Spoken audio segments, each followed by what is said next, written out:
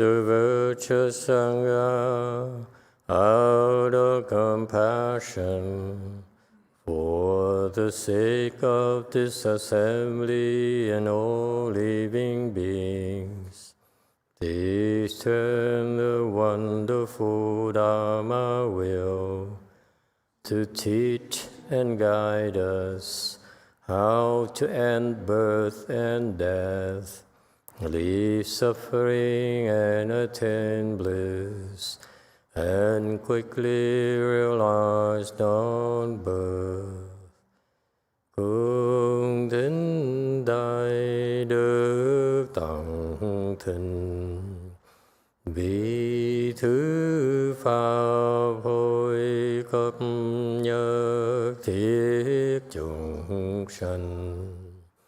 Tịnh chuyên diệu pháp luân giao đạo ngã môn, như há liêu sanh thoát tư ly khổ đắc lạc, tất chứng vô sanh. Homage to the Blessed, Noble, and Perfectly Enlightened One. Nam mô San An Tho Su Che Do Ye Ở La Hơ Đi San Miao San Pu To Xie.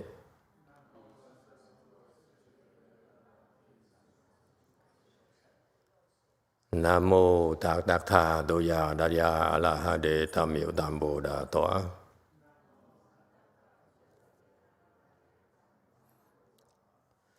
The unsurpassed, profound, subtle, and wonderful Dharma in 100,000 million aeons is difficult to encounter.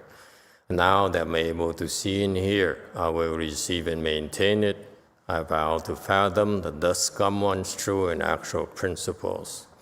Wu sheng sheng sheng wei miao fa bai qian万劫难遭遇，我今见闻得受持，愿解如来真实义。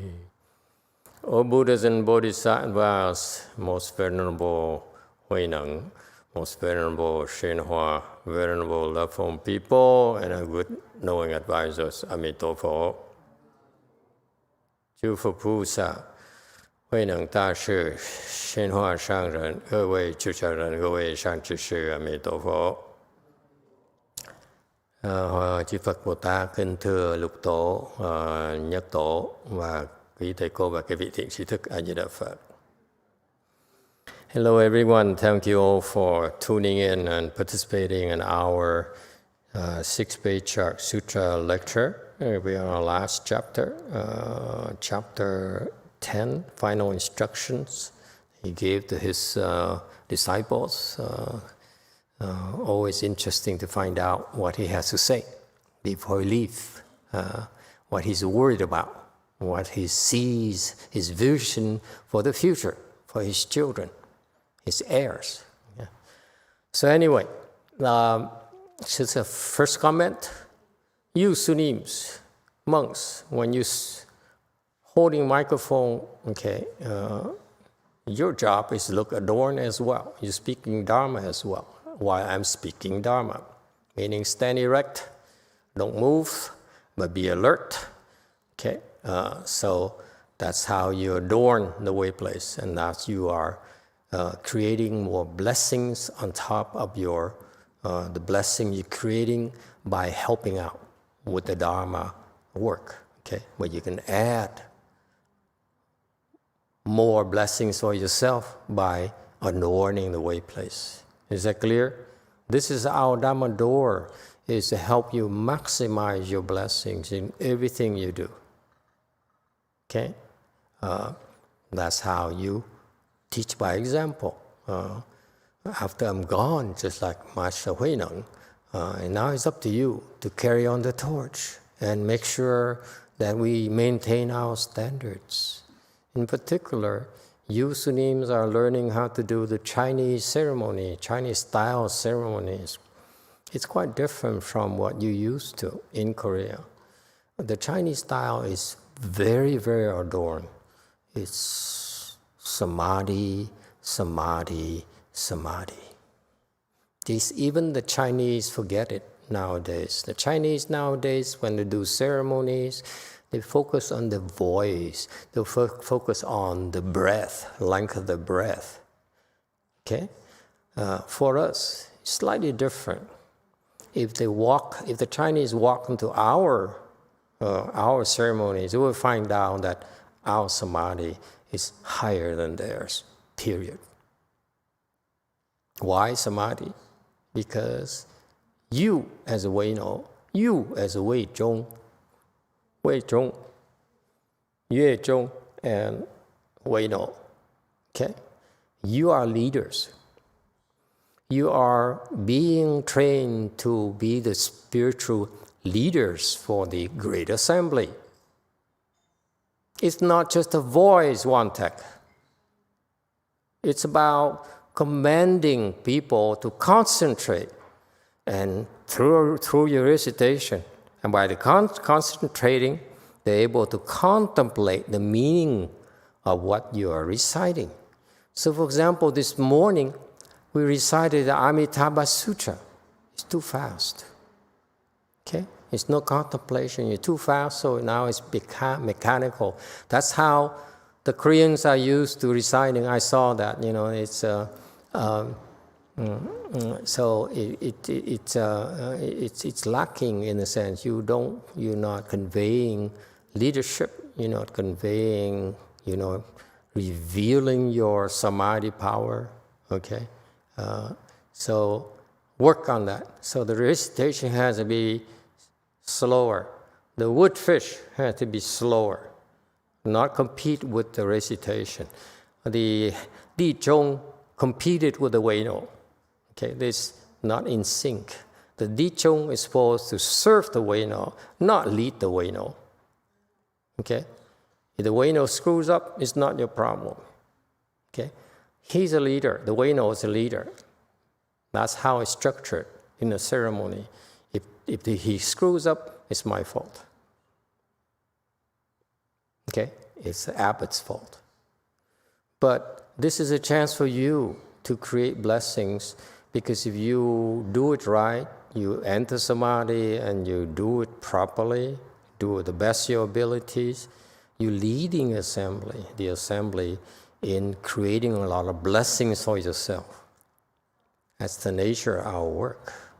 Inspire them to concentrate so that they generate even more blessings than if they were to decide on their own.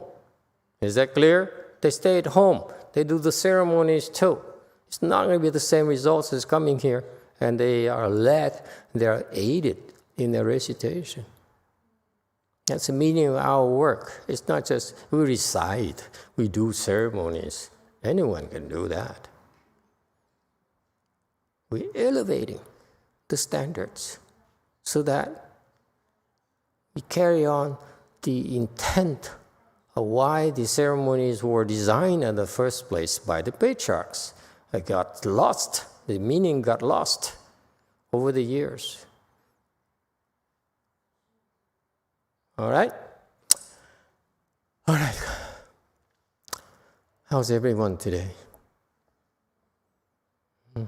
Okay. So when you guys go to the Korean environment or Vietnamese environment, it's the same spirit. We're leading the assembly to create blessings. We're leading the assembly to do prayers so that we can benefit our clients. They get more blessings. That's what we do. It's up to you. The fate is in your hands. And before the family comes today, I think this is the last day, right? Remind me before I close to say a few words, okay?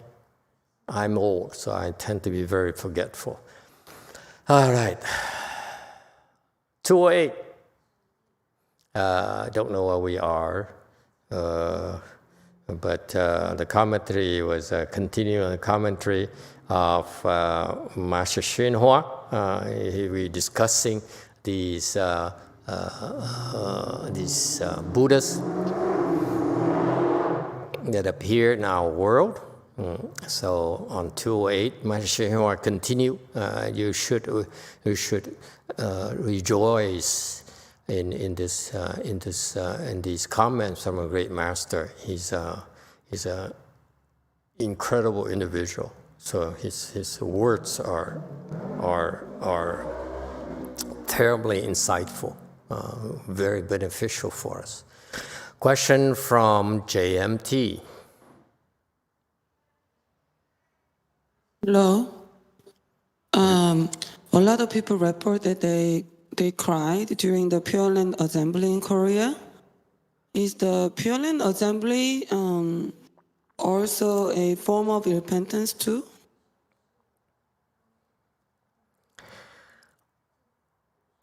Pure Land Assembly, which one is that? Sundays, you mean? We have so many assemblies. The reciting Buddha's name, Amitabha Buddha's name. So they cried while reciting the Buddha's name? Koreans are weird. Yes. So many people cries. Really?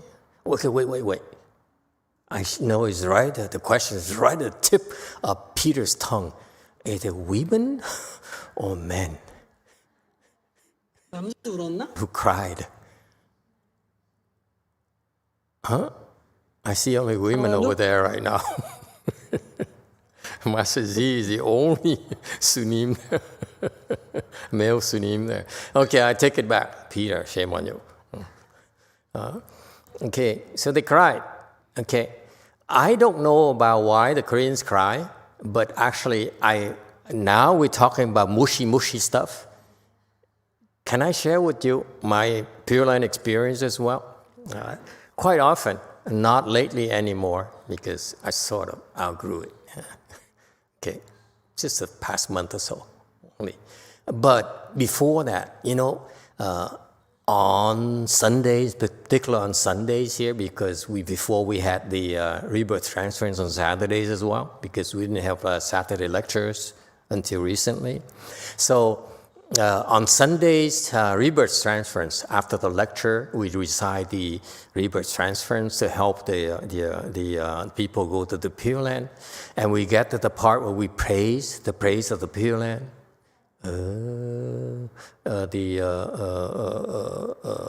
That praise right there. And consistently, it seems like every weekend when we get to that praise, the praise is so beautiful. The praise is about the praising how beautiful the Pure Land Assembly is. And they saw, what did they see in that Pure Land Assembly? What the great sages? They saw Amitabha Buddha, Wanyin Bodhisattva, Great Saint Bodhisattva, and so they described that moment right there, okay?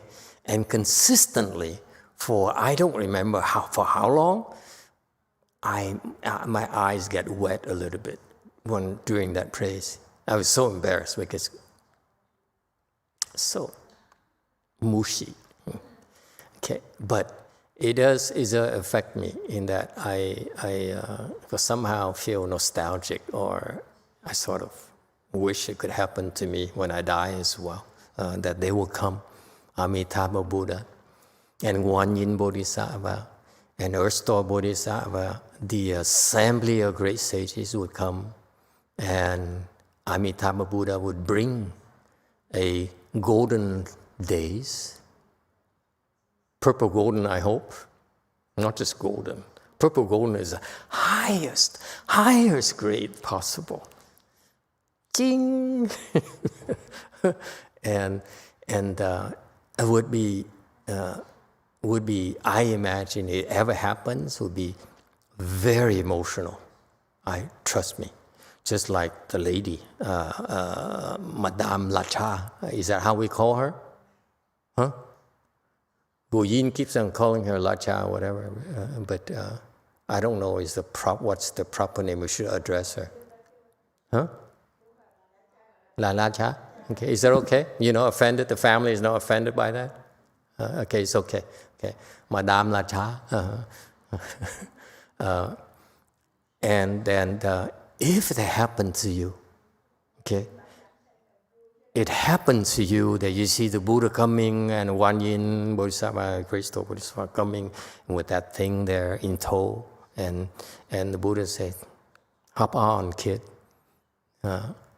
and let's go."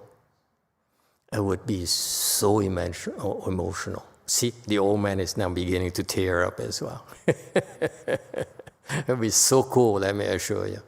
Okay, so that's why when I got to that place where it describes that type of event, okay, I was actually tearing up. I said, "Oh, I wish it happened to these people.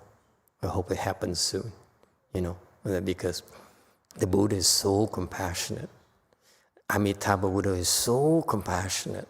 He cares a lot. So that's why I would not be surprised if the women, Korean women over there would cry while reciting the Buddha's name, because they can connect with the Buddha's compassion. We cry because we feel the Buddha's compassion. It touches our heart. Not the intellect. Intellect, you're smart, so forth, will not touch people's heart. But it's the compassion, the kindness towards one's husbands who touch our hearts. You know what I mean? All right. Any other questions? Okay, very good. So, venerable question from Korea. Go ahead. So is American crying too? Americans? No way. I've never heard any American cry. Brady, did you cry? For the Pure Land Assembly? Never. Brady is pure Chan, macho man. Yeah. See? And Peter, what is your... You see? Only when he goes home and sees his wife. He says, "Oh, I'm so glad to see you again."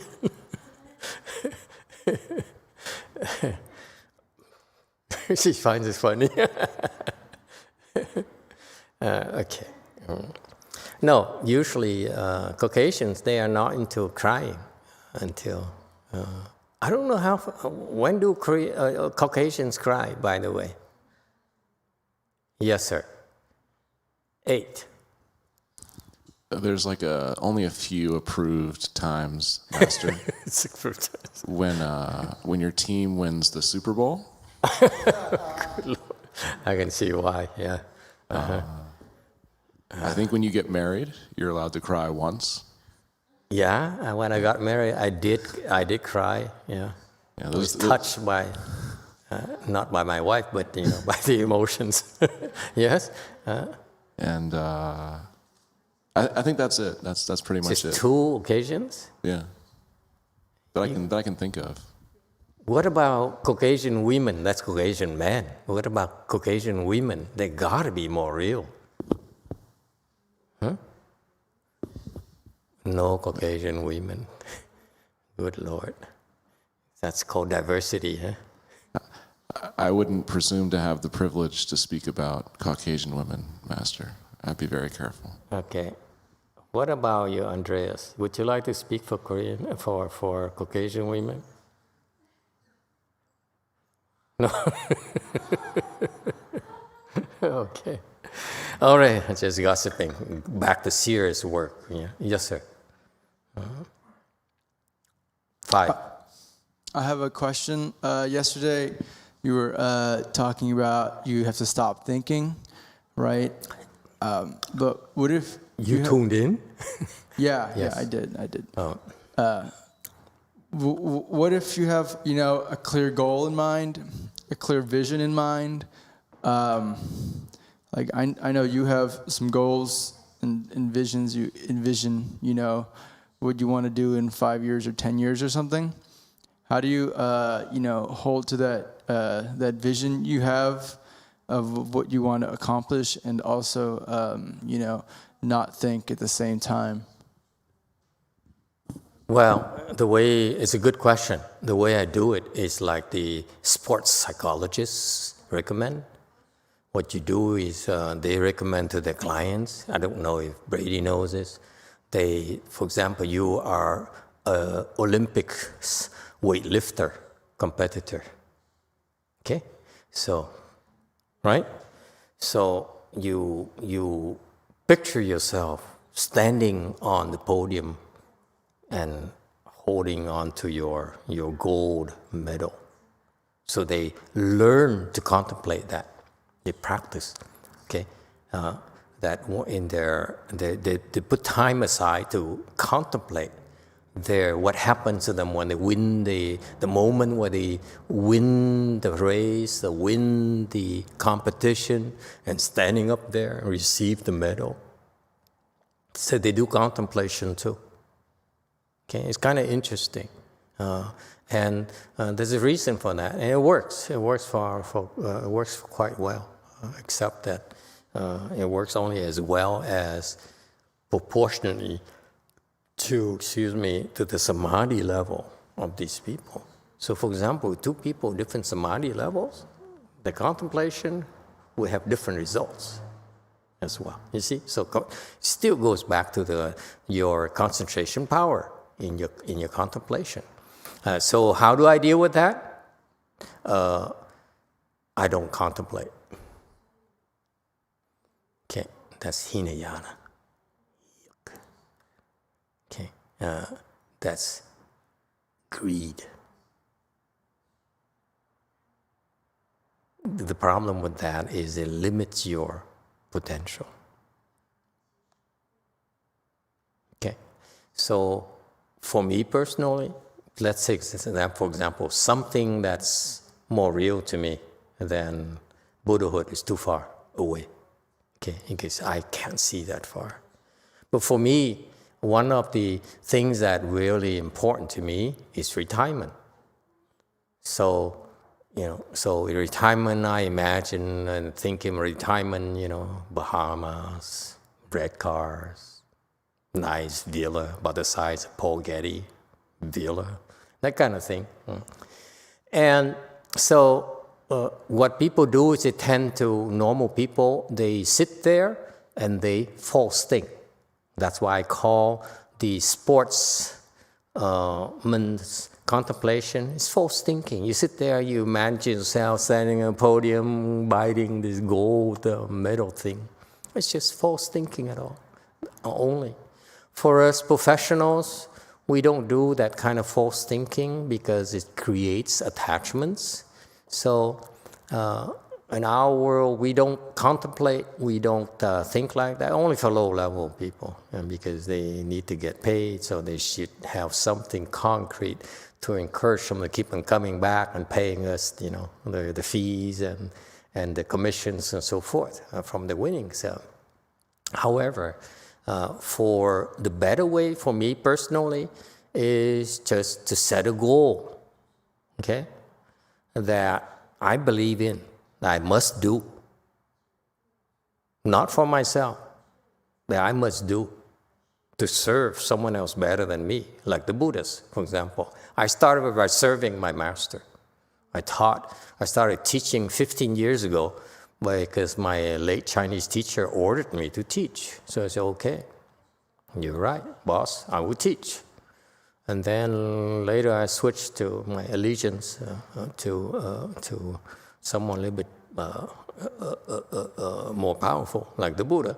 But still, you work. For me, in my world, I work for someone. I'm not my own boss. Contrary to appearances. Okay? I'm just a worker, just like most people. I work for someone because these beings have far greater wisdom, have big things, humongous things that they need to do. So it's a privilege to be able to work for them and to contribute towards that efforts. So my role is, is to serve these beings, serve for them, serve the Buddha, serve Master YongHua first, and then I serve the Buddha because I realize that Master YongHua's plans were still only a subset of what Shakyamuni Buddha had in mind, and my other teachers have in mind as well. Okay, so for example, one of my teachers, the sixth patriarch, he taught me, he trained me. So once, it's not like the way it sounds. He taught me once. That's all I deserve. Okay, no more. Ever since, never heard from him anymore. Oh well. So you have these they have the plan. So my plan, my vision is to serve them. Whatever I feel is I should be doing because it's not being done. Okay, and that plan here, unlike you, it doesn't end with a gold medal. Doesn't end with the $1 billion, $1 trillion. It's infinite. So it's not possible to contemplate. Think about it. How can you contemplate infinity? It's a lot of zeros. 0, 0, 0, 0. So every time you contemplate, you add one more zero. Is that how it works? See, it's not possible. So you set a goal is so high, so far, so infinite. Okay? And that's it. That's the direction you're going. That's Buddhism, by the way. We don't stop at 1 temple, 2 temples, 3 temples, and so forth. We keep going. Well, we add it. When it happens, when conditions ripen, we go for it. But the goal is still there. It's the same goal. Whether it's 1 temple, 2 temples, 3 and 4th. Irrelevant. You keep going.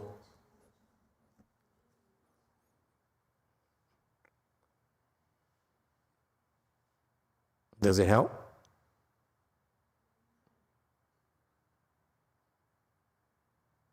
Sounds good. Okay. All right. 1208.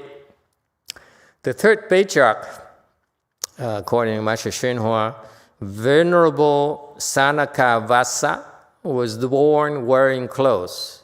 As he grew, his clothes grew along with him. That sounds like what? Heavenly clothes. They fit you to perfection until you're bored. Then you say, well, I feel like a Prada. And a new Prada comes, just like that. I see Julie is laughing. I see? And so that's heavenly clothing, by the way. It comes, whatever you wish. It's called heavenly blessings. Whatever you wish comes to you. Perfect fit. Perfect amount. You don't have to be greedy. It's just perfect. Okay? So he grew along with him.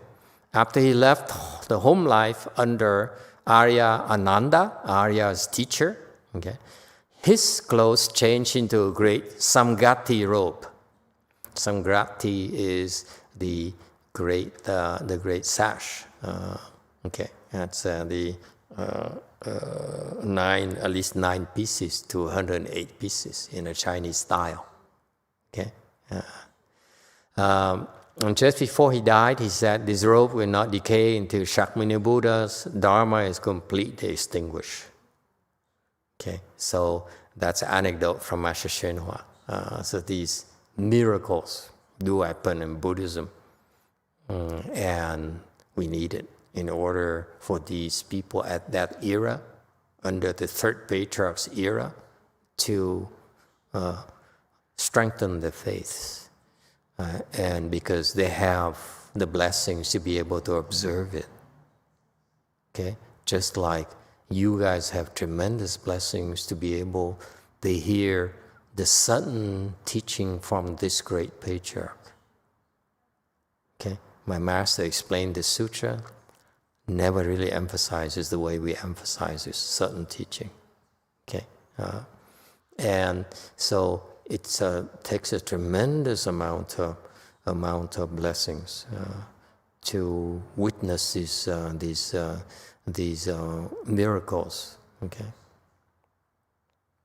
All right, moving on.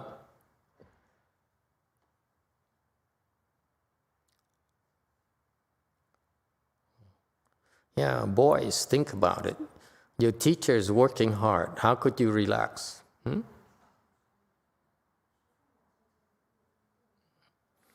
Number 4.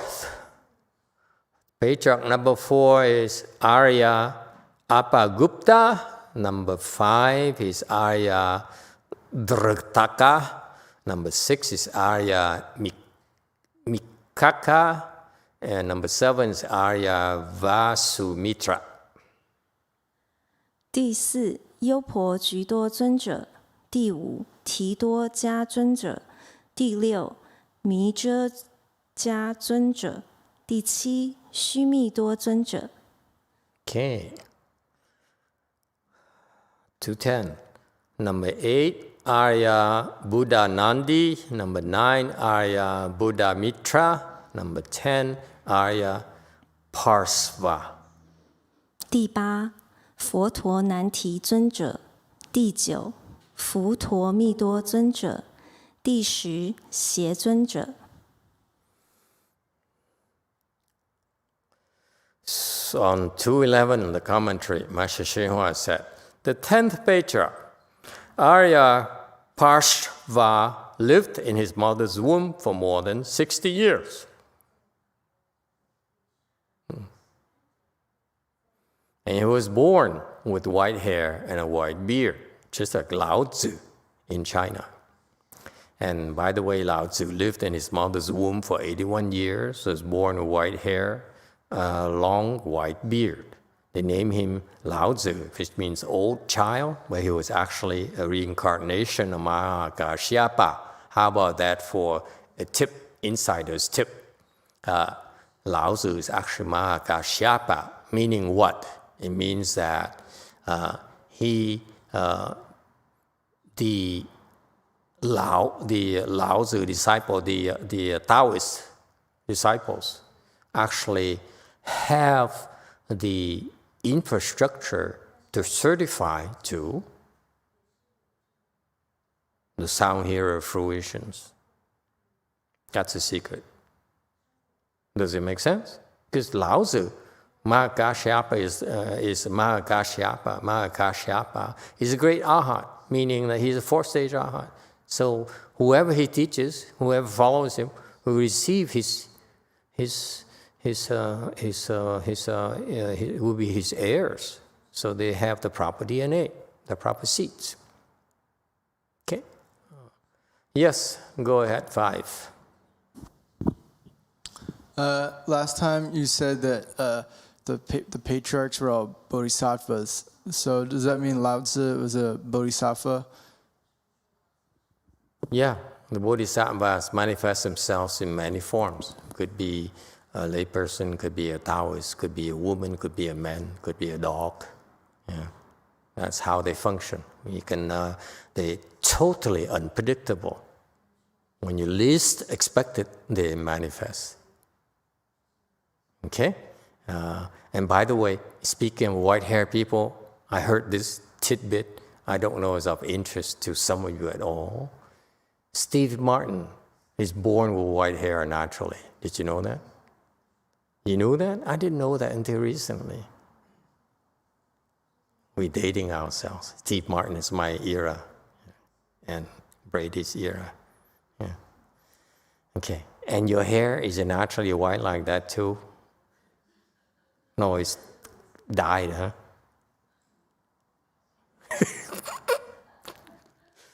It became the casualties of middle age. Casualty in middle age. So it started when you were 40? Really? It started becoming white already?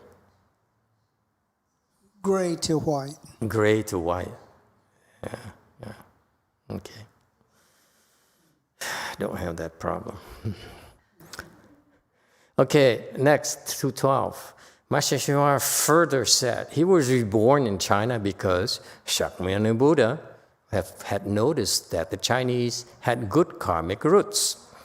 Most of them did not believe in the Buddha. However, Mahakashyapa was sent to China to found the religion of Taoism, which is the same as the Brahma religion of India, and cultivates purity of conduct. Okay? So, do we have more here? And so this is what happened. This is another tip from Great Master YongHua as well. He says the Taoists in China, the Chinese Taoists, are basically descendants of the great Mahakashyapa. Okay, and therefore their practice is based on the proper foundations, the very strong foundations. Okay, so it's not surprising that when the patriarchs from India came to China, a lot of their initial disciples, the initial converts, were the Taoists who were enamored with spiritual penetrations.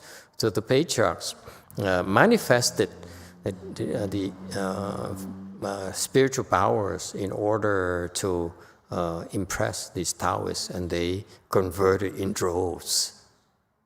All right?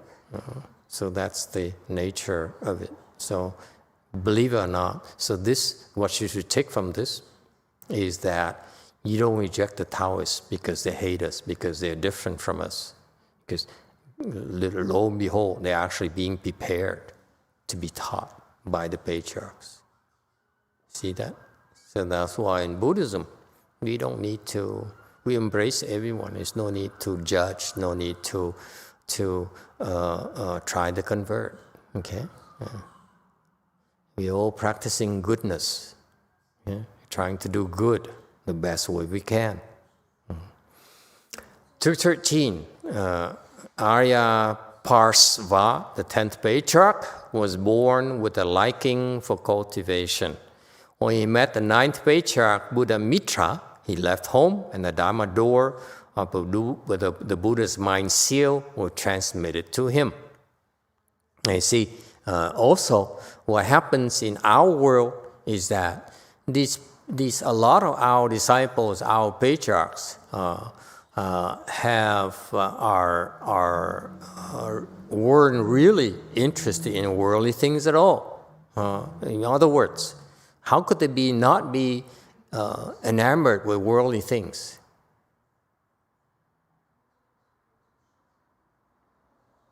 How is it possible? What's the reason for that? Brainwashing?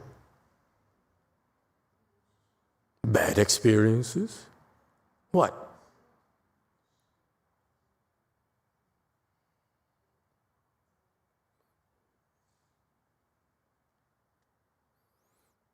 Yes. Mickey. They were born without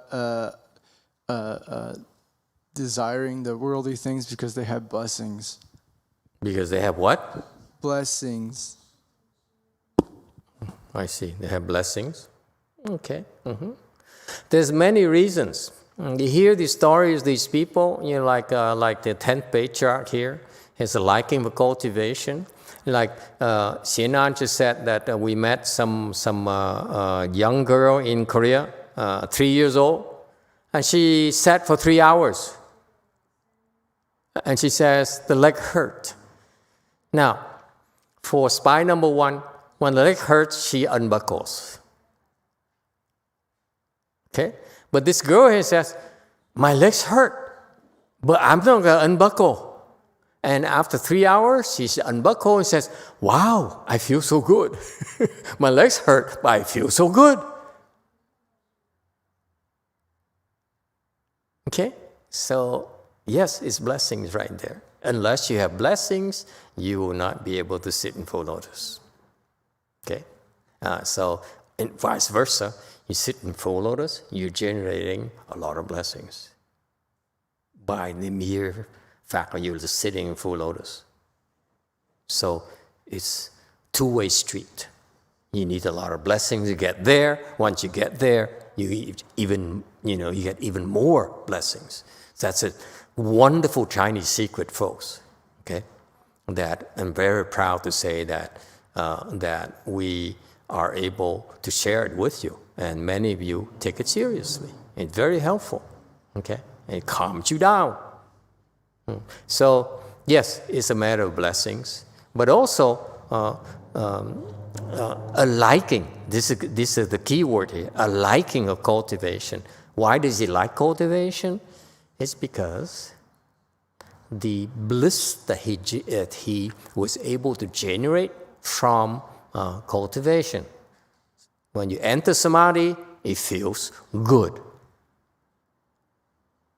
Okay? That's typically what happens. People, when they practice meditation, and in spite of all the pain and the boredom, okay, quite often when you start out, it's boring. You sit there for 8 hours and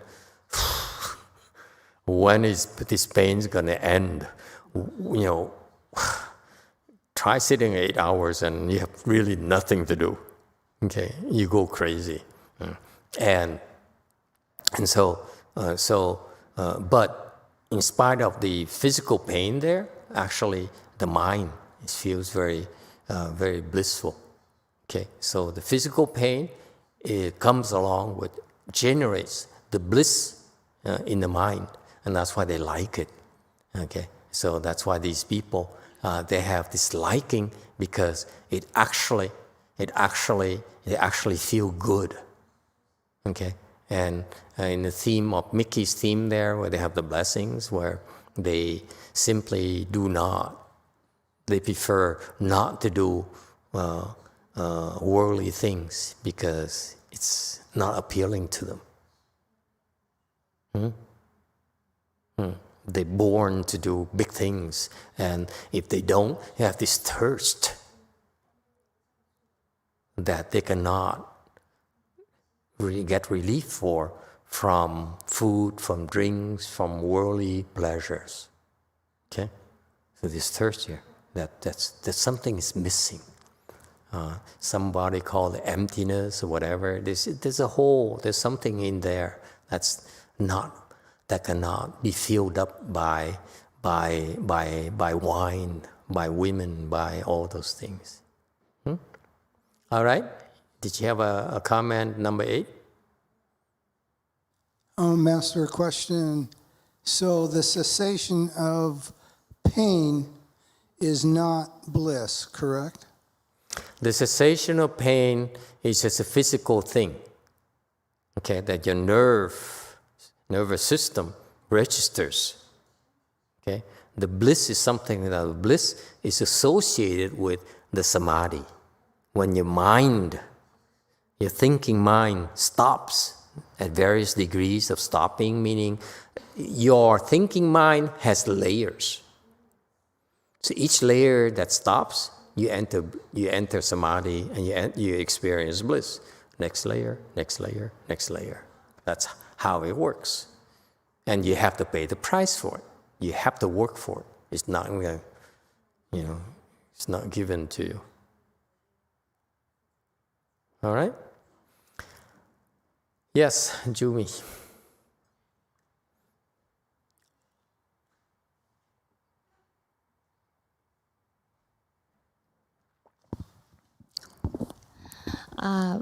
마스터, 먼저 코멘트부터 말씀드리겠습니다.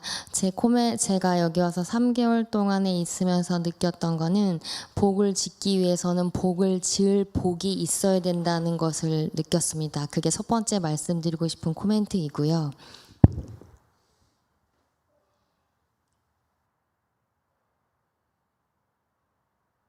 Master, I would like to make a comment first. For the 3 months while I'm here, I felt that to generate a blessing, we need a blessing. 네, 그리고 이제 제가 드리고 싶은 말씀은 예보를 할 때 우드핏이나 드럼앤벨을 치는데 그것이 다른 참석한 대중들의 번뇌를 유발하지 않아야 복이 되는 건지를 여쭤보고 싶습니다. And my question is, when we do ceremony, when we hit the wood fish and drum and bell, can only when we don't make others afflict, can we make a generate blessing? Did you understand the question? When we do hit the wood fish and drum and bell. Can you make a blessing only when we cannot make others get afflicted? Only when we do not make others afflicted. 그러니까 다시 추가로 부연 설명하면 우드핏이나 드럼벨을 연주했을 때 그것을 다른 사람들의 집중을 유도해야 복이 되는 게 아닌지를 제가 여쭙고 싶은 것입니다. So can you make a blessing when we make others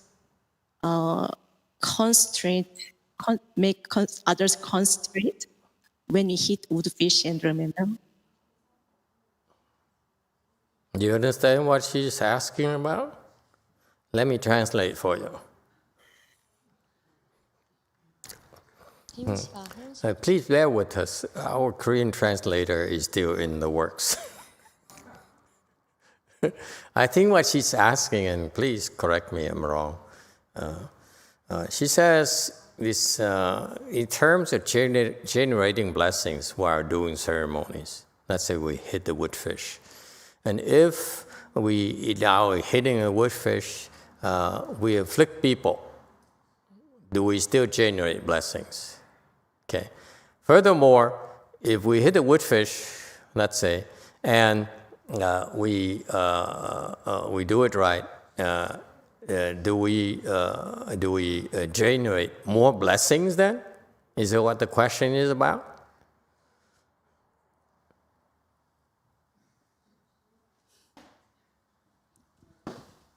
마스터 혜윤 씨가 추가해 줄 것 같습니다. I'm not sure. I'm trying to help her. I think her question is if the monk or nun hitting the voodoo piece, some kind of that like the hitting the voodoo piece not right away, like the fast or slow, something like that. That makes the lay people can uplift. Yes. Or not. Yeah, Would that will afflict the lay people? Usually no, it doesn't afflict the lay people because they don't know any better. They don't afflict me. I am the most afflicted in the assembly.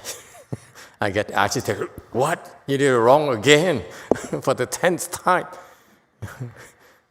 So no, usually lay people are not afflicted at all. And it's only afflicts the people who know. Okay? And it's even worse than afflicting the lay people. Because when you afflict me, I never forget, I never forgive. Okay, is that the question is about? 그렇습니다. 그러니까 제가 예를 들면 연주자가 복을 짓기 위해서 잘 연주를 못해서 다른 사람들을 번뇌롭게 하는데도 그것이 복이 되는가를 질문했던 것이 제 포인트입니다. Okay, Sanguk, looks like you fired.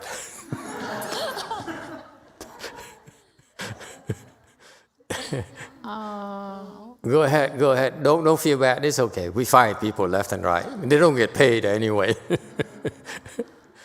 Yeah, I'm trying. I also can speak English very well, so I don't know. Yeah. But She's in San Jose. You're safe. Don't worry. Yeah, if the monk or nun or so lay people trying to hit the voodoo piece, but that means she want to make a blessing. Yes. So is that okay? She still make the blessing if she like afflict some lay people. But you told me about this not. But sometimes she trying to the good, but sometimes it's not good enough. Not good enough. So she still make a blessing for okay. It works both ways. Because the assembly doesn't know, she generates blessings. Okay? Good blessings.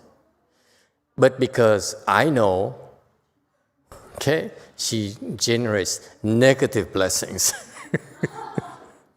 Okay? So it works both ways. So in the end, you have to ask yourself, I'm generating positive blessings overall or negative blessings? I'll leave it up to you to figure it out.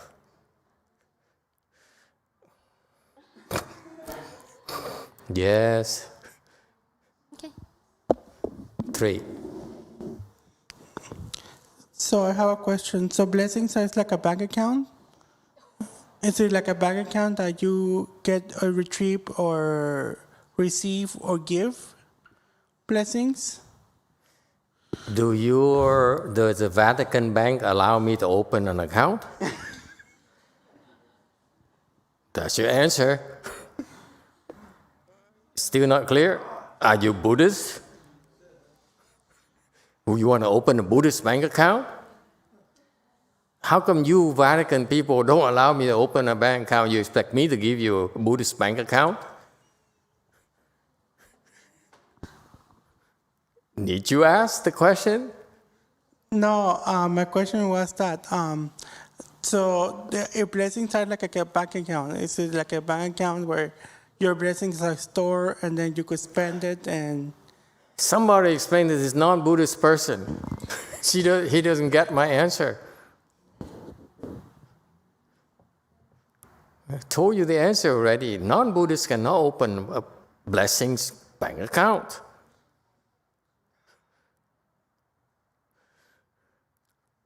Yes, number 8. Let him have it. Thank you, Master. Maybe a explanation would be, if you want to spend dollars. Another riddle. Pay attention. Right.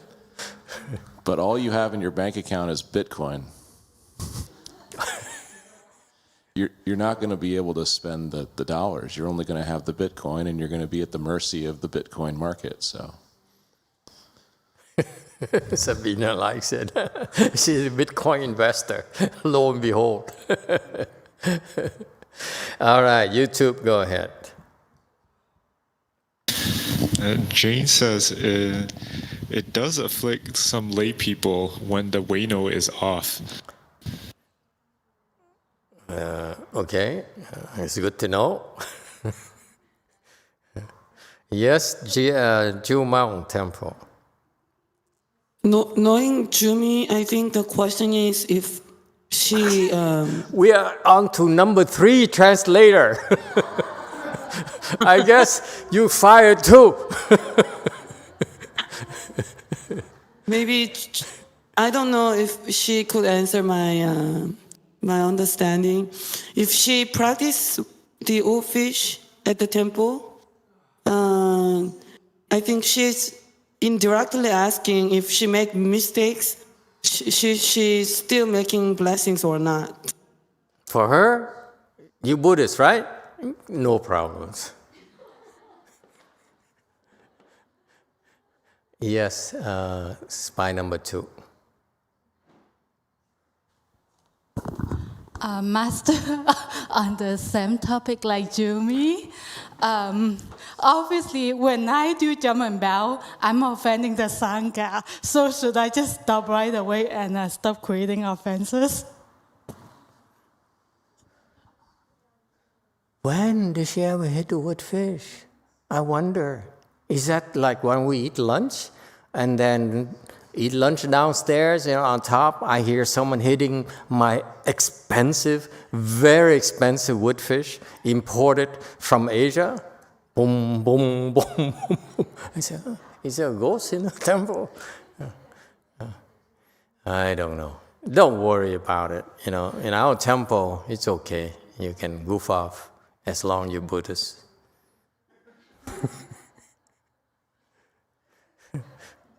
Yes, number 1.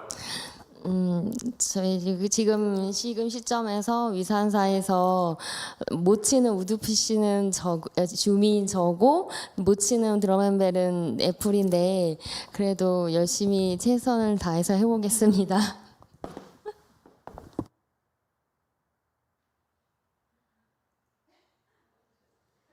The Way Mountain Temple, the bed. Oops, I fired number 2 too soon. Number 3 is on a break. Okay, back to you, number 1. Go ahead. Second chance and last chance. I'm very bad at hitting woodfish, and Apple is very bad at doing. Apple is even worse, yeah. Yeah. Okay. I guess we retain your services number one for a little while longer. Okay, 214. Are we done now? Blessings are just blessings. Blessings are generated out of the goodness you generate from your karmas. Okay? If you do something good, then you have blessings. Having said that, you do something good in Buddhism, that's better blessings. Okay? All right. Sutra text 11. Arya Punya Yashas. Number 12. Mahasatva Ashvagosha. Number 13. Arya Kapimala. Number 14. Mahasatva Nagarjuna. 11. 富那耶舍尊者，12. 马明大士，13. 迦毗摩罗尊者，14. 龙树大士。I don't know about 14. Okay, 14. The sixth patriarch is shocking to me. He says Mahasatva Nagarjuna. Somewhere else is also said Nagarjuna, the great patriarch who brought back the Flower Adornment Sutra to the human realm. Somewhere else it says he's a fourth ground bodhisattva, which is not a Mahasattva level at all. And yet here, according to this, the Venerable Huineng, he's actually a Mahasattva. Well, better be more careful, okay? It's interesting. All right, 215, commentary from Master YongHua. When the 11th patriarch, Punya Yashas, met Parsva, he asked him, how can I realize Buddhahood? Parsva said, you wish to realize Buddhahood? It is just your present non-realization. Punya Yasha said, you said that my present non-realization, and there's a typo there, is the Buddha. But how can I know that?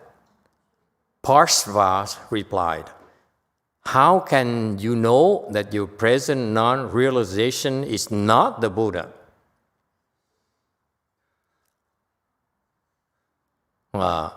And 216, with that question and that answer, Punya Yashas became enlightened and received the Dharma transmission. Later on, he met the great master Ashvagosha, the 11th patriarch. Mahasattva Ashvagosha were extremely intelligent. Punya Yashas knew that Ashvagosha's conditions were ripe. He was ready to become the 12th patriarch. When Punya Yashas went to teach him, Ashvagosha asked, how can I know the Buddha? 217, Master YongHua continued. He said, Punya Yasha said, you wish to know the Buddha. He is just your not knowing. Ashvagosha said, not knowing the Buddha, how can I know that my not knowing is the Buddha?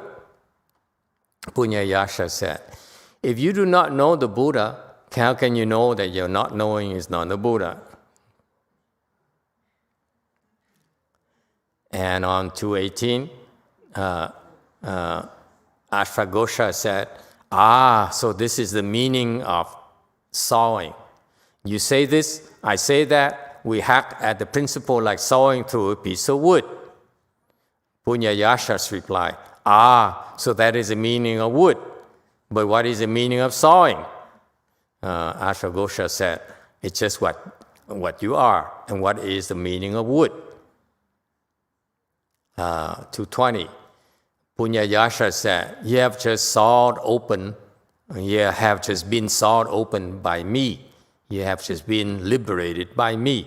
Ashvagosha was instantaneously enlightened. He left the home life, received a transmission, became the 12th patriarch. It was called Ashvagosha horse cry because when he spoke the Dharma, all the horses cried out. He was a Mahakashyapa, that is a great being, a great bodhisattva. Okay, let's go back to this interchange here and see if we can understand. I have no clue what he's talking about. Anyone can help me out? Don't shake your head like that. It's premature shaking. Okay, so what happens between these patriarchs is that they have an interchange between patriarchs for them to teach the next generation or help them in the cultivation. Okay, so the 11 patriarchs, Punyayashas, met the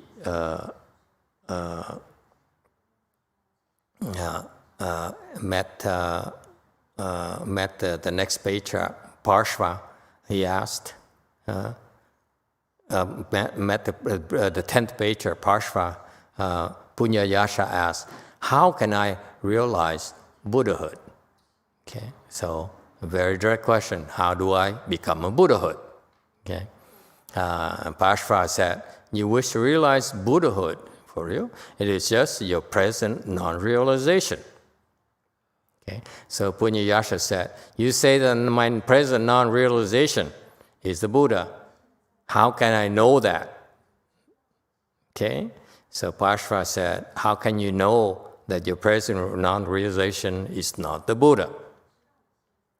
And with that, he became enlightened. Okay, this is what is called sudden teaching. Okay, they didn't need to go through aeons of chant meditation. They didn't need to go to the mountain, hide in the deep valleys, okay, in order to meditate, or do it like the Hinayana people, in Thailand. They go to the deep forests where there's no one around, but beasts and dangerous things. These seeking to be enlightened, whereas these patriarchs, they through meeting with a good knowing advisor, they realize enlightenment instantaneously. That's called sudden teaching, meaning the teaching that will help you attain enlightenment suddenly, instantaneously. Suddenly means what? Suddenly means that it's beyond your expectations. These people did not expect to be enlightened. That's a key word right there. When you cultivate, you're going to expect to reach results. You cannot say, I'm going to sit for 10 hours, I expect to get to first stage arhat. I'm going to meditate for next month, I expect to reach first stage arhat. With expectation like that, there's no such Dharma doors in Buddhism. You cannot say that I'm going to build a church and I expect to be with God when I die. Okay? Such a Dharma door means that it's very unlikely you make it. Why not? Because as soon you declare your intentions, you will encounter obstructions. Your karmic obstruction will come to test your resolve. Okay, be careful. Under normal circumstances, it's no problem. No one will obstruct you. As soon you make it known that you want that, that's when the obstructions really, really come to test you. All right? Yes, number 5. Yes, Master. In the Lotus Sutra, it basically says we can expect to become Buddhas if we cultivate, maybe it'll be, unlimited years. We don't know exactly when, but eventually we could expect that to happen. So how would this be different than what you're talking about?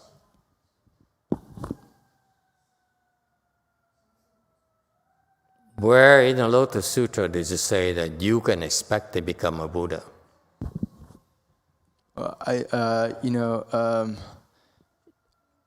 don't know exactly where, but it says, Did you read it somewhere? I read it. Yeah, I read it. It says, everybody eventually.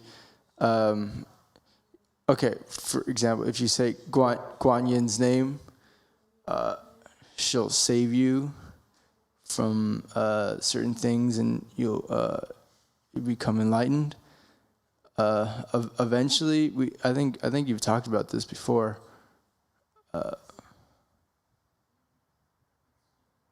I never talked like this before. It's incorrect. Okay. Yes, number one is so 마스터 법화경의 has a lot to talk about. Yes. 네, 저도 궁금해서 말씀드린 질문은 법화경의 상불경 보살품이 좀 전에 안드레스가 말한 대로 모든 사람은 다 부처가 된다라는 내용이 있던 걸로 기억합니다.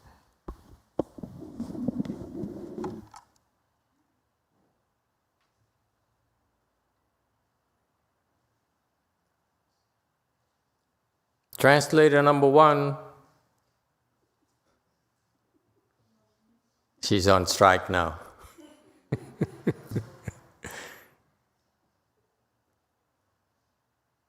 Okay, never mind. Translator number two.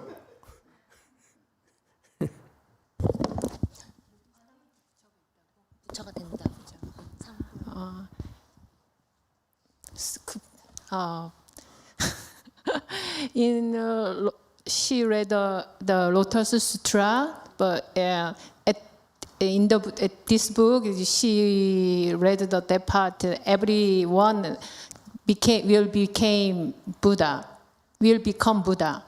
Yes, it's true. Yeah, they commented on especially some part, but I don't know how to speak the English. Sorry about that. Okay. Yeah. Let me rectify for you. It's nowhere in Sutra it says you can expect to become a Buddha. That's adding words. Okay. In those sutras, what Shakyamuni Buddha did was to give a so-called a prediction. He says, in the future, you will become a Buddha. During that aeon, during the time period. And your Buddha names will be this and that. Your Dharma will last in the world for so long, okay, and so forth. And your world will be called so-and-so. You have so many disciples and so-and-so. So that's called a prediction, okay? And it's not something that you can reinterpret as you expect to become a Buddha. No, he just says, I see into the future where you, at that point in time, you become a Buddha by that name. So I give you that prediction already. That meaning that you're on the right track. It's irreversible. Nothing can stop you from becoming a Buddha at that time. It's a very powerful thing to know that you will become a Buddha for sure. And the Buddha, with his Buddha's eyes, he can see at that precise time period, that precise place. Okay? So it's a gift. Okay? So officially it's called bestowing a prediction, which is a tremendous gift for good behavior, for merits created. Okay? So So you cannot turn that into say, you can expect to become a Buddha. No, you cannot speak like that. You say, you will for sure become a Buddha. There's no need to expect. There's no one to expect. Okay? All right. Does it help? All right. Yes, by number 2. Number 3. To by number 3, okay. To clarify, to add a little bit more, I remember one day, Master YongHua, during the Patriarch Sutra talk, did say, those of you who listen to the Sutra Invocation, the one we sing at the beginning, you will become a Buddha one day, including the Catholic. Now, I think I'm correct on that. Now, the Catholic Daniel here obviously does not expect the same to one? become a Buddha. The same one? Are you referring to the same Catholic? I'm just checking. I believe it is the same one. Okay. How long ago was that? Timeless master. Lost concept of time already. I will not touch that with a 10-foot pole. Yes, and is there a point? Yes, because he does not he does not expect, so there's no expect. You just simply said he will become a Buddha someday. Did I sound like I was a Buddha giving a prediction? Oh, Okay. I don't remember. It's simply a sales pitch. I take it back. By all means. Okay, let's get back to serious business here. Okay, we have very important business to discuss. Okay, otherwise people think all we do is goof off and joke around. Okay, so this is very important thing that is an illustration of how the 10th Patriarch transmitted the sudden teaching to the 11th Patriarch. Interested? Or would you rather me talk about my prediction to a Catholic? Huh? I assume you prefer me to talk about the sudden teaching. Yes? Okay, I will continue then.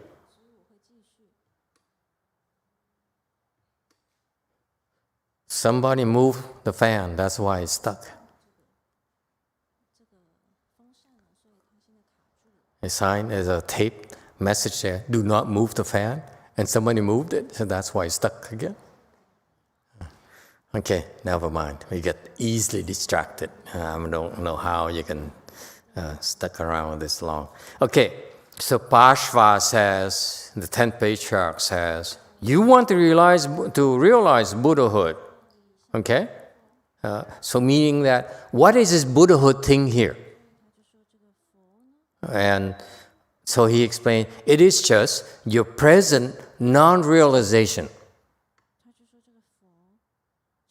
Meaning, it's just you.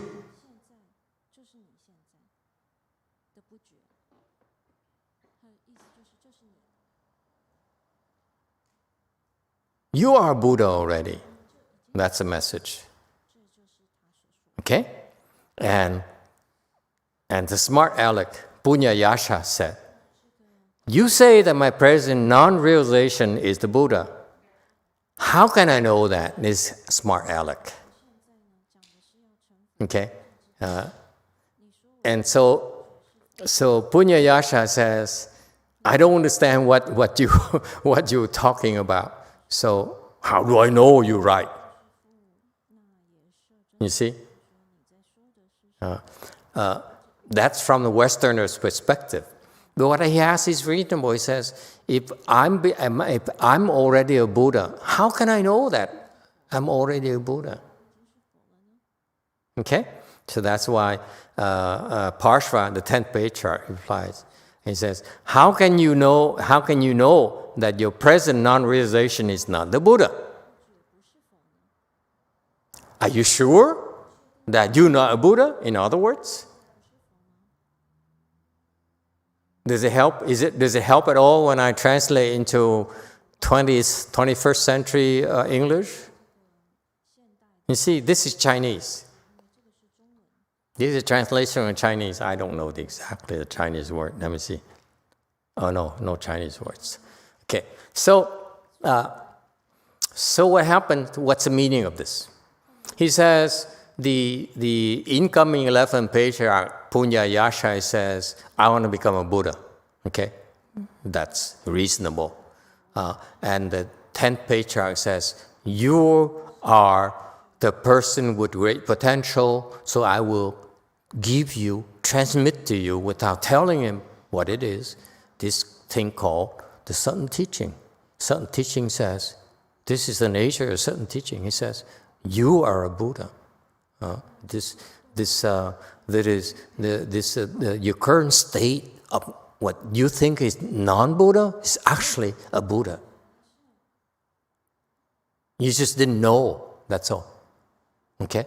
And so Punyayasha is being very smart, and he says, okay, so he says, right now I'm a Buddha. How can I know I'm a Buddha? Pray. Please tell me, how do I know I'm a Buddha? You tell me I'm a Buddha. How do I know that? Because it's not clear to me I'm a Buddha. And Patriarch, the 10th patriarch replied, immediately he says, how can you know that your present state you see as a non-Buddha is actually not a Buddha? Okay? In other words, the teaching here is that, and the Punya Yashas became enlightened right away because he says, I want to know how to become a Buddha. First question, right? First question, how do I become a Buddha? That's what the first question means. So the patriarch, 10th patriarch says, you are a Buddha already. Why do you want to become a Buddha? Okay? And so Punya Yasha still doesn't get it. He says, you say that I'm a Buddha. How do I know I'm a Buddha? Because if I know I'm a Buddha, why would I ask you in the first place how to become a Buddha? Reasonable, yes? Intellectually, very reasonable. Logically, Peter, are you still following? Or are you just struggling with the pain or boredom? And the 10th patriarch says, how do you know that you're not knowing is actually your Buddha nature? Do you get it? Of course you don't. You're not supposed to get it. But this is what it means. This is at their level. That's how they transmit the sudden teaching.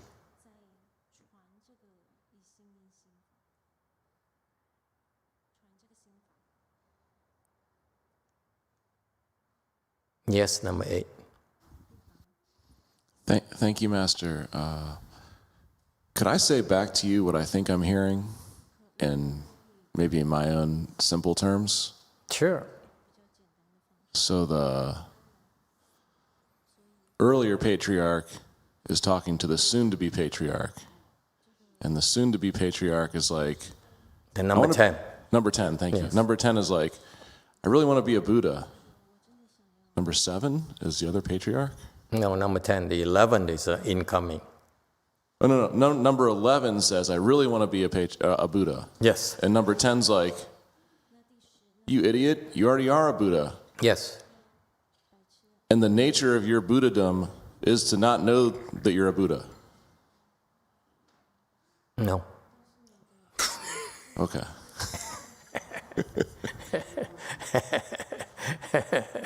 I'll give you some more time, my boy.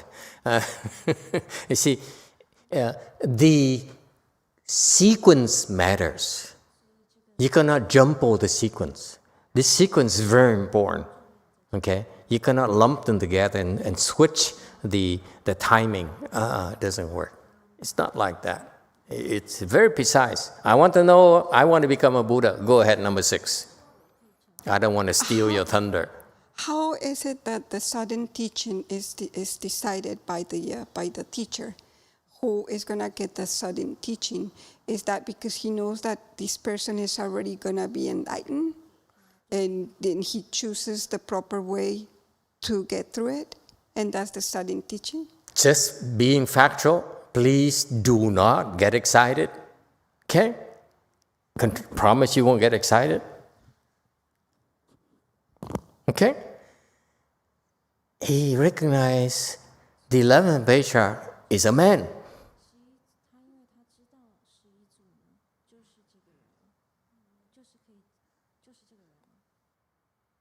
Therefore, you can get it. You guys have no sense of humor. Yes, number 2, spy number 2. The 3. first question is, does the patriarch know beforehand, before the sudden teaching, that the next patriarch, the target audience, would be able to pick up that sudden teaching and become... No guarantee. No guarantee at all.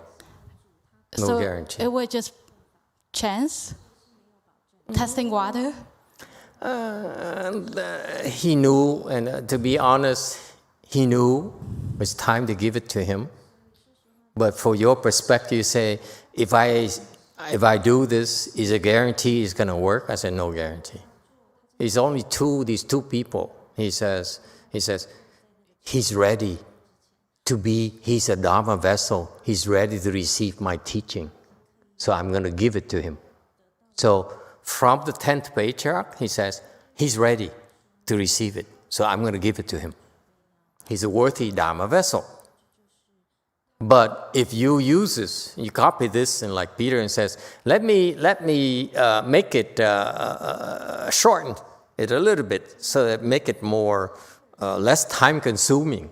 Okay? So you shorten it by combining the 2 questions and the 2 answers, it would not work at all. All right? So yes, the answer to your question is the 10th patriarch knew that the 11th patriarch was ready to receive this certain teaching. That's why he gave it to him. Yes? Buddha said, I have the proper Dharma treasure in me. Does the Buddha know it's going to be Mahakashyapa picking it up, or it's just testing to see who picked it up? Oh, he realized Mahakashyapa received it already, got it already. And then he said, what you just got, my boy, okay, is a mind-to-mind transmission. So in the future, when your turn to pass it on next generation, you do what I'm doing right now. So in other words, it was almost like a pre-rehearsed one, but we just didn't know. Rehearsed one? Yeah, because Buddha knew it already. Of course. Okay. No, Buddha recognized that Mahakashyapa got it. When he held up the flower here, Mahakashyapa said, oh, yeah. Okay? Yeah, he's the first one to receive it. So the Buddha said, you're my first recipient. That's all. Okay? That, you're my first recipient is called mind-to-mind transmission. It's confirmation. It's not there is actually affirmation from the one generation or the lower generation, next generation is, I confirm to you that you are a recipient. There's only these 2 people know. No one else does. But then the Buddha affirmed it for Mahakashyapa, okay? So that he declared to the whole assembly, to the whole world, this process called mind-to-mind transmission. I confirm it for you. There's a confirmation process. There's a certification process, if you will. Okay? Very precise in Mahayana. It is not a casual thing. It is a big deal. And it's very, very private. Mahakashyapa doesn't stand up. You notice in those transmissions, Mahakashyapa did not immediately stand up and say, hey, I got it. I got the treasure, the human treasure. I'm the greatest. We are the champion. No, Mahakashyapa, cool, thank you. That's it. Thank you for the honor. That's it. Same thing here. Okay? What happened here is the transmission of the certain teaching. That's why, if at this point in time, if the 11 patriarchs say, you tell me, I want to know, you tell me I have it already. And then you tell me, and I ask you, but I don't know what this Buddha thing here is. And you said, that not knowing yours is actually it. And you say,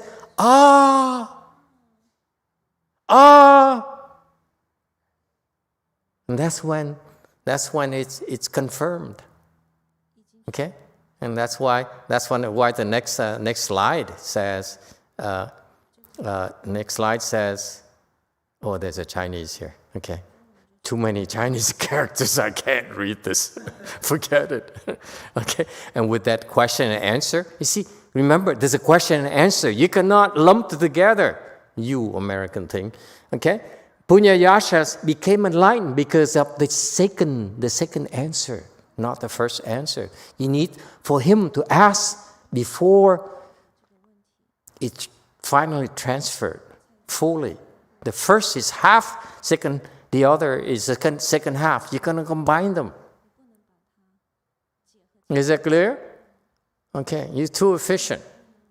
Okay, so what happened is, at that point in time, Punyayashas became enlightened.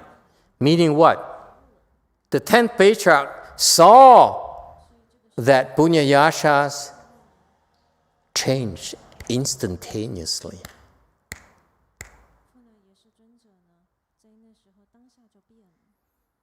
So that meant that the certain teaching transmission was completed. So far, so good. This is not your world. Okay? Just realize I'm just giving you a glimpse of how the certain teaching is transferred from the 10th generation to the 11th generation. And because of that, 11th generation received a certain teaching. So far, so good? Okay, it's way beyond your understanding, okay? And it's not I can't possibly explain it to you because it doesn't matter how long I explain it to you. You say, okay. Go ahead, Q&A.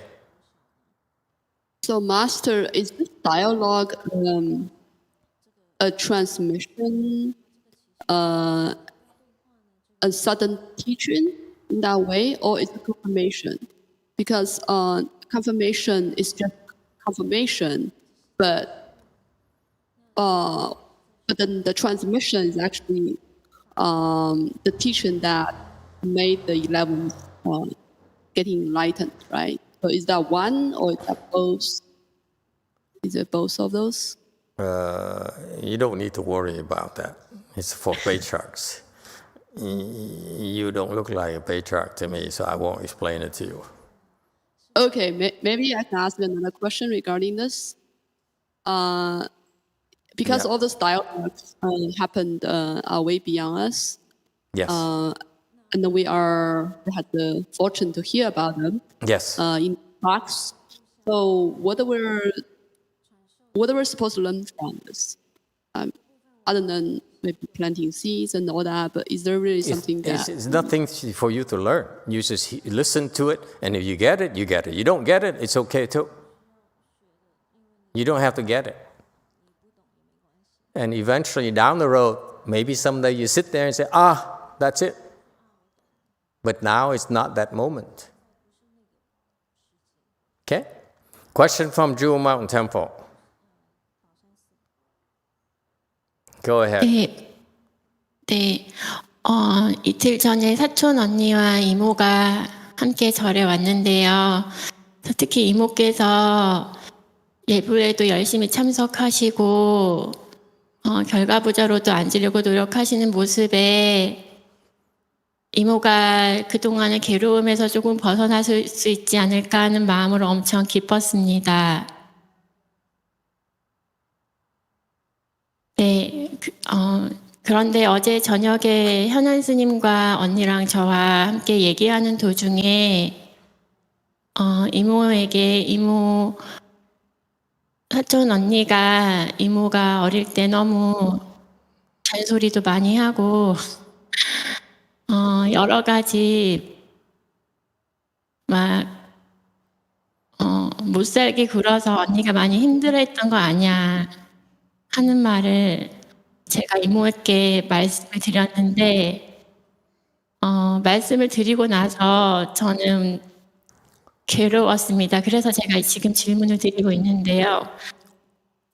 저는 그 말을 하고 나서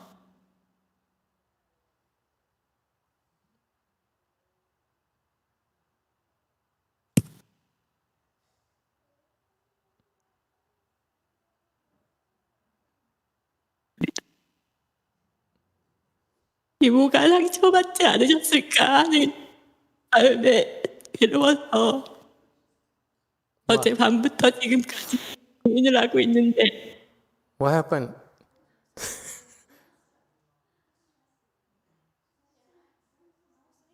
Huh? Who is this? Is it number 2 or number 3? Did someone got fired? Master, maybe I should translate because I know the background. You know the background. But I want to know first before translation, was number 1 crying? Did somebody's feelings got hurt?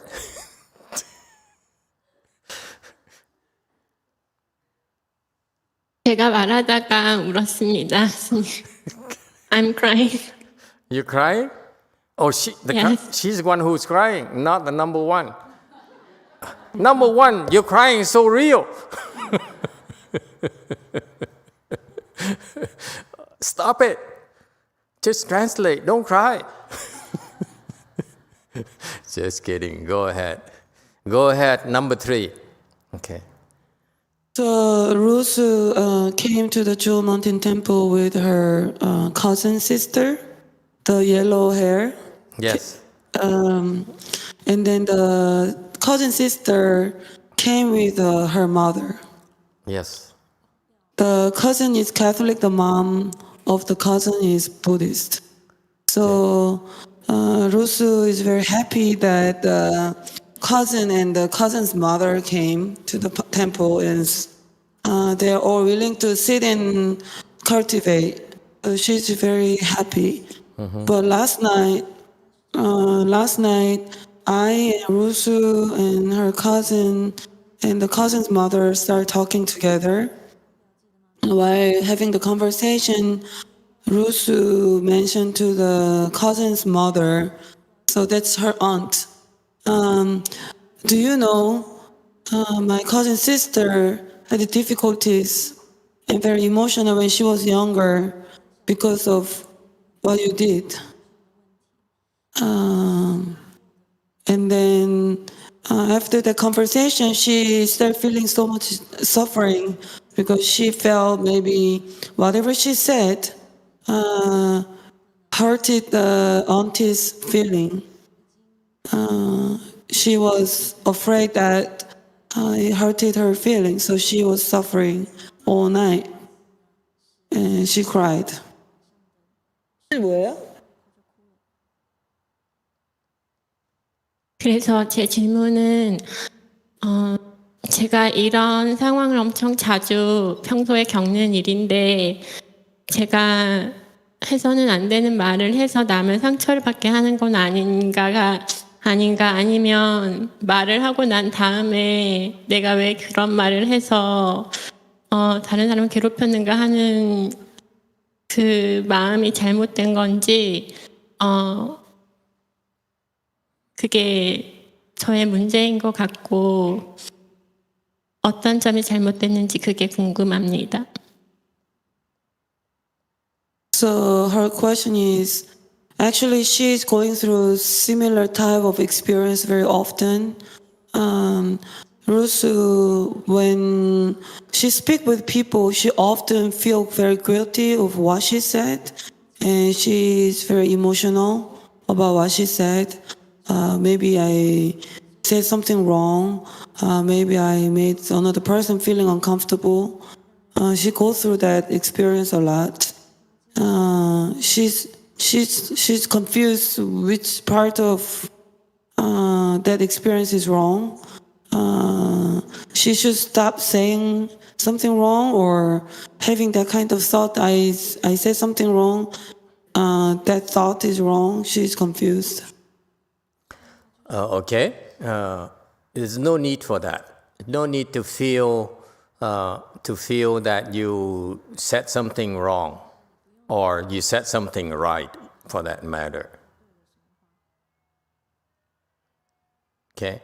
If she does it, it's similar to the 10th patriarch says, when the 11th patriarch says, I want to become a Buddha.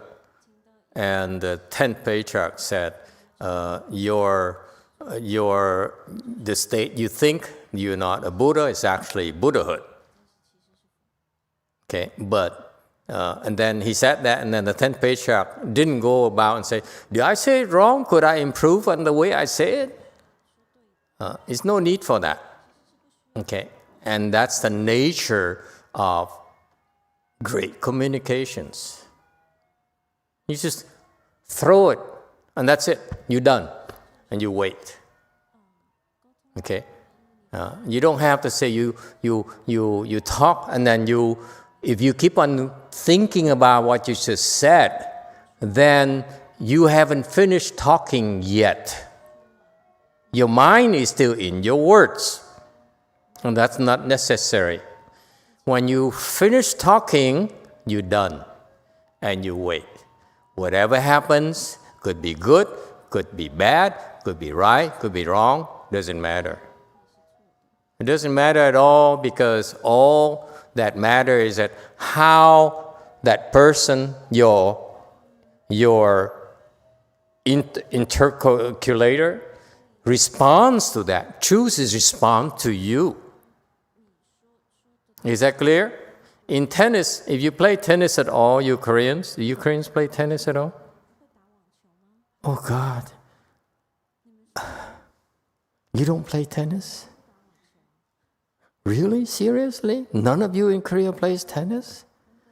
CNN, do you play tennis? Okay, I'm going to send you back a tennis racket. Who plays tennis? Raise your hands, please. No one? See? 2 people here, 3 people here in the United States of America play tennis. Come on, Korean, live a little. Okay? If you play tennis, here's what happens. Let me explain to you, Rushu. You play tennis, okay? You take a racket, and you hit the ball, that beautiful ball, you hit the ball, and the ball bounces to the other side of the court. You ever seen a tennis court? You know what I'm talking about? Huh? Nee? Okay, okay, very good. So I hit the ball over there, and after you hit the ball, you say, what am I going to do? Did I hit it right? Should I hit it harder? Should I hit it harder? Should I go to the other corner? If you do that, it's not how it's played. You understand? You hit it and you wait. Okay? You wait. You don't do anything. And now, so the expression in English is called, the ball is on the other court. It's a very beautiful expression in English. The ball is on the other court, meaning that it's up to them what to do with it. No longer your concern. Now, that's part of the fun of a tennis game, by the way, just in case, because you Koreans don't understand, okay? The fun of the game is that we do our best, and the other side does their best, and then you adjust, and you hit the other corner and so forth. So that's what the game is about, okay? Each side wait for the chance to do something with the ball. And once you hit it, you're done. And that's how conversation is as well. Okay? You say, hello. Okay? And you can look at that person and you can choose to add more spices. Hello. Or hello. You see? But it doesn't matter. Whatever you do, you're done. And wait for that person to return the ball to you. Okay? So your mother should have told you about this. Okay? Like when you see a boy, okay, it's like a tennis game, playing this ball. You hit the ball over there and wait for the boy to do something about it. You cannot sit there and worry about, oh, did I offend him? Did I please him? Okay? That's anxiety. It's not necessary. Okay? You are too engaged. So when you're that, you hit the ball, and in tennis, and you stand there and you watch. Instead of in tennis, you hit the ball and you get back to the center and be prepared for what your opponent's going to do to it. That's how it's done. Okay. Does it help? Okay. Stop worrying. No need to worry. Just hit the ball to the best of your ability. Hit the ball, top spin. Did I do it right? Huh? You hit like Nadal. Huh? and you're done. Okay? You try your best. Okay? The same thing goes in life. Everything you do in life, you try your best and you wait. Okay? You're done. That's all. Stop worrying. And that's part of the fun. If you don't worry, you react a lot faster when the ball hits back at you. If you stand there and did I do it right? Did I do it right? Okay, you're not prepared for the ball coming back. Got that? Relax. Relax. Loosen your shoulders. Yes, Mickey. 7. Hi, Master. Yeah, I was thinking what you were saying about in the very beginning. I asked you the question about if you have a goal, and you said, to visualize the goal and to visualize what you want. It's a false thought, right?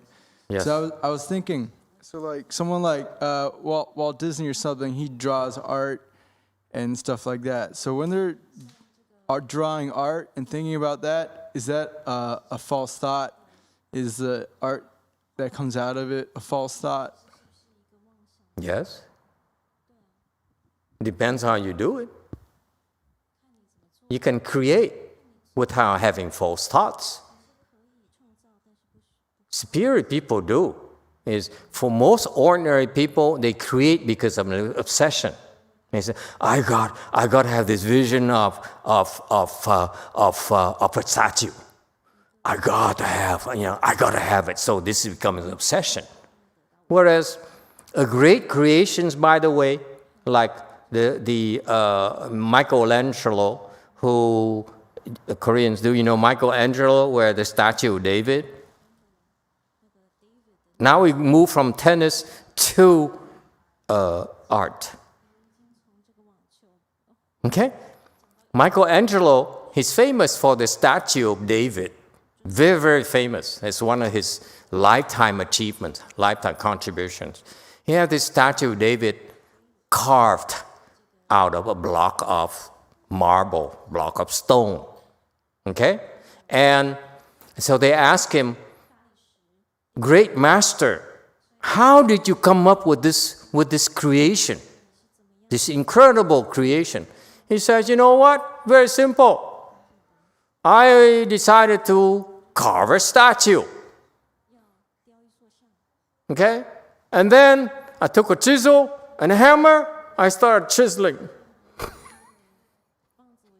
And is that it? He said, yeah, because what happened is I had this vision of what it looks like already. Okay? My point, what I'm trying to tell you is that you can be obsessed as all you want, but sometimes the best work, it comes naturally without thinking. He didn't say, oh, should I make it shorter? Should I make it longer? Should I go this way or that way? No, he says, naturally. Okay, and that's possible, by the way. It doesn't happen very often for ordinary people, but for people who are skilled like us, okay? And this is an advertisement. You become like you see your Buddha nature. Then you use that kind of state to create. I assure you, will be far better than the statue of David. Guaranteed. Guaranteed. And you know what? Lucky for Michelangelo, too small. It's not worth our time to do that. Otherwise, there's no competition. You understand? You understand me? Yes. 8. Thank you, Master. Following up from earlier as well, Brady and I discussed another opportunity for white people to cry when it's okay. Yes. I think specifically for us, football team won. You got married. Yes. Yeah. Super Bowl victory is number 1. Yeah. You get married is number 2. Yes. Number 3. We specifically said when your mother dies, but I think we can generalize that to when your parents die. Yeah, let's not be sexist. Yeah. Okay. And then number 4, when your good knowing advisor retires for obvious reasons. Oh, brownie point. That's cute. How come women never come up with those things? Yes, anything else? Also, Master, you wanted us to remind you towards the end of the lecture. Yeah, I don't see anyone coming yet. Is that it? Is that all we expect the crowd, or shall I wait a little bit longer? That's it. Okay. Huh? Is still coming? Okay. Okay. Thank you. Uh-huh. Okay. Let me. Excuse me. Let me try to finish this because I don't want to start again. You know, it takes me 2 hours to get here. Can I try to finish my teaching point here? Because if not, I have to start over again next week. Okay. I don't have time for that. Okay. Here. Okay. Just get this because the question from Go First makes it clear. Of course, I expect you not to get this. But all you need to hear when these stories, I give you a little bit more hints for you to appreciate, you know, like the timing. There should be a question and answer. Then it has to be, the answer there is actually a prepping, a poking, see how you react. And because that's exactly what's expected, the next question will resolve the problem, will dissolve the problem. That's what's beautiful about this sudden teaching. It's how fast it is. One question, one answer. Next question, boom, done. Okay? Question, answer, done. That's how fast enlightenment comes in Mahayana. It's remarkable. Ask the old gentleman there, if he recites the Buddha's name, is that going to happen to him? Not possible. Okay? In Chan, Once you become enlightened like that, you can recite the Buddha's name and enter that recitation samadhi anytime. Anytime. Practically. You see that? So Chan is very important in Buddhism for that reason. Once you reach the state, there's nothing you cannot do. And only in Chan school are you able to attain this state, to give this certain teaching. And the next story will confirm that the 11th Patriarch got a certain teaching, he used the same certain teaching to give it, pass it on to the 12th Patriarch. All right? So that's what this story is about, the confirmation that when that simple question, answer, the certain teaching was transmitted to the next generation. And by the next story we hear between the 11th Patriarch and 12th Patriarch, the subsequent generations, we see that it was transmitted. And that's how it transmitted. You don't need to understand the exact details because you're not a patriarch, but that's how beautiful it is. In Mahayana, we do have the record of these things that it is not clear to you before people like Master Shenhua's generation. Oh, yeah. Some of them. Okay. Got that? So this is confirmation. It's not like a lot of talk, a lot of hot air. Actually, it happens from 10th to 11th, and then 11th to 12th. The same similar certain teaching process. That's for patriarchs, not for us to understand. Yes, Q&A, quickly. Time is running out. Could you reveal if there have been any similar transmission, like this type of short exchange enlightenment happened in recent history? It's a lot faster. 2 questions and 2 answers too slow.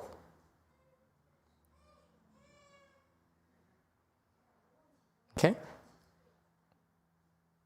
There's no need for 2 questions in some cases. It's because maybe the conditions call for 2 questions, but it's terribly slow. You have the 1 question and ask for the person, and another question and give you the next answer. That's too slow. It's let's call middle range certain teaching. Okay? All right, time is up. Is there anything related, or is it going to be a different topic? Q&A. Yeah, I think Master maybe you did not on the hear the question. It's about were there any similar enlightenment happened in recent history? If you could reveal that to us. Master Shenhua seems did not do teach like that to his students. So, do you know if it happened in recent history? If it happened, I'm not sure what happened because you have to hear it from the 2nd Patriarch, a serious 2nd American Patriarch. Okay, and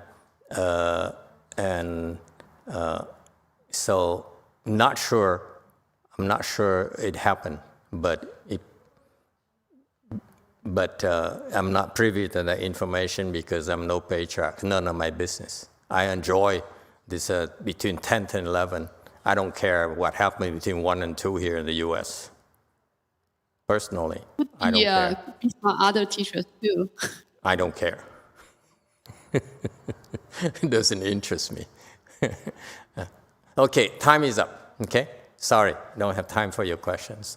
I just want to say I think this is the last time we do the rebirth transference for Madame Lacha. Yes? Am I correct? Okay. So I want to say that I appreciate all family members. So many of you come regularly on Sundays, for sure, afternoons to do the transference. There's so many of you that we running out of incense sticks. But it's charming. It's so cute to see that how much you care for Madame Lacha. I'm very impressed. Okay, that's because it's well deserved. Doesn't matter what happened. We don't need to know the details. Whether they're fighting each other or not doesn't matter. But the point, they all came here every single Sunday afternoon to create blessings for Madame Lacha. That's impressive. That's so remarkable. So very nice. Okay. So this is the last time we do it together in memory of Madame Lacha and to celebrate a lifetime of good work. That's why she generated this kind of sincerity from her family. Okay, because that's what we like to you. I like you to remember that as well. That it's a legacy. Her legacy is that to be able to inspire this kind of devotion. Okay, and so it came from we don't know all the details, but it came from, certainly a good part of it came from helping a lot of people in her lifetime, from Vietnam all the way here as well. So that's why I heard a lot of the people who that she helped came to the other ceremonies as well. A lot more, okay, 200-300 people, and they had to actually push them. Okay, hey, we can't afford for you to come and infect us, okay, that kind of thing. So it's very, very nice. And so your generation should remember that, what she stands for. It's a wonderful thing. Doing good for others, helping others, and you, our disciples, should see what this is about. I want you to know that when she passed away, she was in great pain. Okay, and she was suffering a lot. So I'm not sure the family, if you knew that, but she was in great pain, tremendous suffering. Anyone knew? She was hurting very badly. Her mind was very, very confused. Okay, she's totally in trouble. And so I say that to you because once she got to the Pure Land, she was so happy. She was incredibly happy.